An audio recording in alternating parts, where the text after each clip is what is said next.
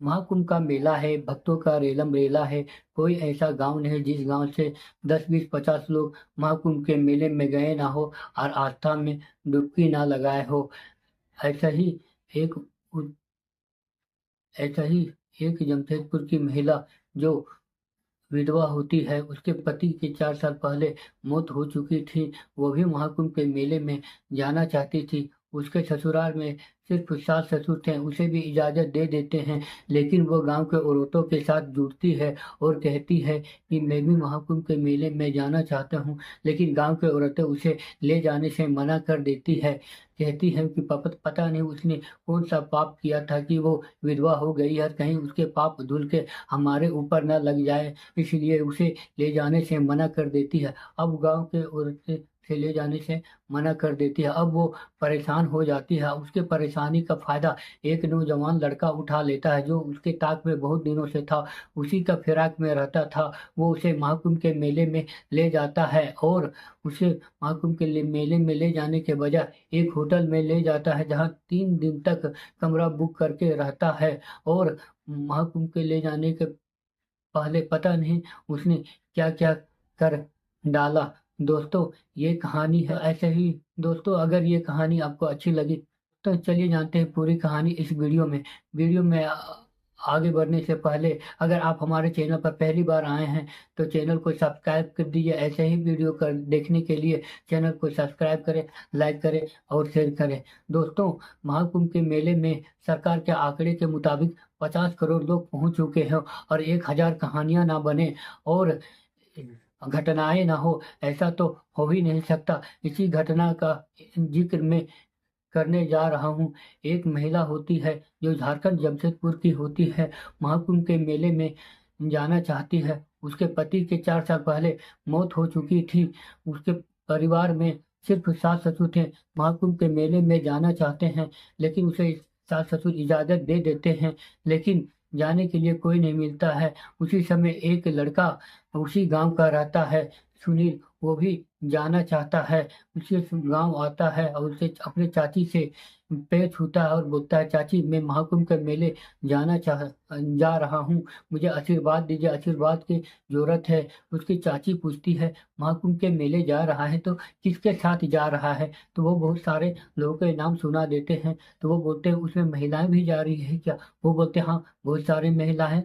तो उसकी चाची बोलती है, मेरी बहू जाने के लिए परेशान है, उसे भी ले जाओ। वो बोलती है, वो कौन सी बड़ी बात है, मैं सुबह से ले जाता हूँ, बहुत सारे लोग जा रहे हैं, 2 3 दिन में वापस आ जाएंगी, कल सुबह उसको तैयार कर देना। फिर वो सुबह आता है और चाची को पूछता है, चाची आपने बहू को अपने बहू को तैयार कर दिया क्या? हाँ, तैयार कर दिया। ठीक है, उसे जल्दी भेजो। फिर वो बैग में खाने पीने के सामान और कपड़े और 1,000 1200 रुपये रखे थे वो लेकर आ जाती है। अब वो जब जाने लगती है तो बस में चढ़ जाती है। तो उससे कुछ बात नहीं करती है क्योंकि वो उतना उस सुनील को जानती नहीं थी। इतना जानती थी कि मेरे सास ससुर से पड़ता है, गांव का लोग है, बस इतना ही जानती थी। उससे बात करने से संकोच कर रही थी। फिर वो जब बस में बैठने जाती है और बस में गांव के लोगों को पूछते हैं, और लोगों कहाँ गए हैं? वो बोलते हैं, अरे यार बैठो तो मैं बताता हूँ कहाँ गए हैं। फिर आगे बैठते हैं, फिर बस चलने लगती है। फिर पूछती है, और सारे लोग कहाँ गए हैं? तो वो बोलता है कि बहुत सारे वो बोलता है कि गांव के लोग दूसरे बस में चले गए, हम लोग को लेट कर दिए हैं। फिर वो बोलती है, ऐसे कैसे हो सकता है, सब चले गए, हम अकेले हो जाते हैं। फिर वो उसके साथ जाने लगती है। जाते जाते कंडक्टर आने लगता है, टिकट कटाने को कहता है। तो वो लड़की पैसा निकालने लगती है। तो वो सुनील उसे पैसा निकालने के लिए मना कर देता है, बोलता है तुम अपने पैसे अपने पास रखो, बहुत सारे पैसे अभी लगेंगे, मैं पैसा दे देता हूँ। फिर टिकट कटा लेता है। फिर दोनों जाने लगता है। जाते जाते रास्ते में उसे बोलता है, तुम बहुत अच्छी हो, बहुत सुंदर दिखती हो, ऐसा ही बोलते जाता है। फिर बस में झटका लेते हिचकोले लेते हैं। तो वो जोर से झटका लेता है और उसके गोदी में गिर जाता है। फिर वो बोलता है कि वो मन में मन ही सोचने लगती है कि ऐसा ऐसा किसे कर रहा है, इतना झटका तो दे नहीं रहा है। उसको पता चल जाता है कि वो ओवर कर रहा है। फिर जाते जाते फिर वो जाते जाते बस स्टैंड में जाते जाते उसको एक होटल मिल जाता है। वो बस जाम लग जाती है तो वो नीचे उतर जाता है और नीचे उतर के एक सामने ढाबे रहता है, उस ढाबे में चला जाता है और खाने पीने के लिए वो सामान खरीदता है। वो बोलती है मैं कुछ नहीं खाऊंगा, लेकिन फिर भी वो 3-4 आइटम मंगा लेता है और वो खाता है। खाने के बाद बस में चढ़ जाता है, फिर बस आगे बढ़ जाती है, जाने लगती है। बस जाते जाते आगे जाम लग जाता है। फिर दोनों नीचे उतर जाते हैं और सामने में एक होटल था, वही होटल में वो लोग चला जाता है, क्योंकि प्रयागराज वहाँ से 3-4 घंटे जाने के था। तो वो बोलती है रात हो गया है, कहाँ जाओगे, शाम के 2 बज गए थे। तो वो जाने से मना कर देते हैं, चलो सामने एक होटल लेते हैं। तो वो होटल में जाने के लिए चाहता है तो वो बोलती है मेरे पास इतना पैसा नहीं है और तुम रूम का 2,000 रुपये बता रहे हो। बोलते अरे यार तुमसे पैसे कौन मांग रहा है, तुम अपने पैसे अपने पास रखो। फिर वो अपने पास रखता है और वो कमरा बुक करता है। वो कमरा जब बुक करता है तो एक कमरा बुक करता है, वो सोचने लगती है कि पता नहीं क्या हो रहा है, क्या कर रहा है। फिर एक कमरा बुक करता है, वो लड़की दरवाजा पे खड़ी थी, अंदर आ नहीं रही थी। फिर उसको सुनील अंदर बुलाता है, वो आ जाती है और इसके बाद कमरे में चला जाता है और कुंडली बंद कर देता है। तो लड़की नीचे बैठ जाती है और वो पलंग पे सो जाता है। तो वो लड़का बोलता है अरे यार ठंडी के दिन में नीचे सोएगी तो तबीयत खराब हो जाएगा, तुम ऊपर आ जाओ। वो बोलती है मैं ऊपर कैसे आऊं, वो लोग सुनेंगे तो क्या कहेंगे, देखेंगे तो क्या कहेंगे, अरे कौन सुनने वाला है इधर, कौन देखने वाला है, चलो ऊपर आ जाओ। फिर वो ऊपर आ जाता है, फिर दोनों सो जाता है।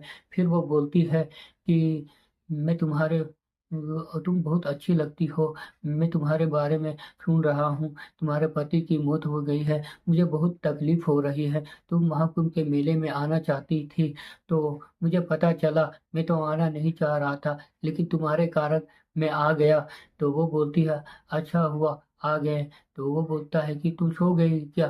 तो वो बोलता है नहीं मैं नहीं सोया। तो वो उसके ऊपर हाथ रख देती है और रख देता है वो लड़का। तो उसके धड़कन सिहरने लगता है, धड़कन की तेज हो जाता है। फिर बोलता है नहीं मैं नहीं सो रहा हूँ। तो वो लड़का बोलता है शायद इसका भी मन यही है। फिर वो उसे गले लगा लेता है।